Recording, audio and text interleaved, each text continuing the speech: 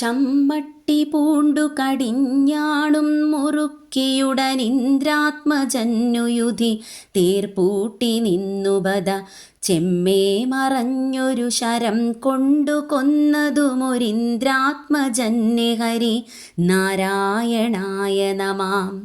ശ്രീകൃഷ്ണ അവതാരത്തിൽ ഭാരതയുദ്ധത്തിൽ തൻ്റെ ചങ്ങാതിയും പരമഭക്തനും ഇന്ദ്രപുത്രനുമായ അർജുനനെ സഹായിക്കാനായി തേരിൽ കുതിരകളെ പൂട്ടി ഇടതു കൈയിൽ കടിഞ്ഞാണും വലതു കൈയിൽ ചമ്മട്ടിയും ധരിച്ച് ഭഗവത്ഗീതയെ ഉപദേശിക്കുകയും അർജുനനു വേണ്ട സഹായങ്ങളും ചെയ്ത് ദുഷ്ടന്മാരായ ദുര്യോധനാദികളെ കൊല്ലുകയും ചെയ്തു.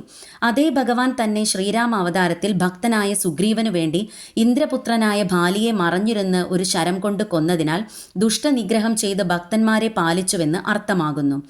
മറഞ്ഞിരുന്നതെന്താണെന്നു വെച്ചാൽ നേരിടുന്നവരുടെ പകുതി ഫലം ബാലിക്ക് കിട്ടുമെന്ന വരമുള്ളതിനാലാണ്. ബാലിയും അർജുനനും ഇന്ദ്രപുത്രന്മാരാണെങ്കിലും ദുഷ്ടനായ ബാലിയെ സംഹരിച്ചതും ഭക്തനായ അർജുനനെ സഹായിച്ചതും ഭഗവാൻ ഭക്തപരായണനാണെന്ന് സർവർക്കും ബോധ്യം വരാൻ വേണ്ടിയാണ്. അതിനാൽ അങ്ങയെ സേവിക്കുന്ന എന്നെ ഭക്തനാക്കി മുക്തി തരയണമേ നാരായണ, അതിനായി ഞാൻ നമസ്കരിക്കുന്നു.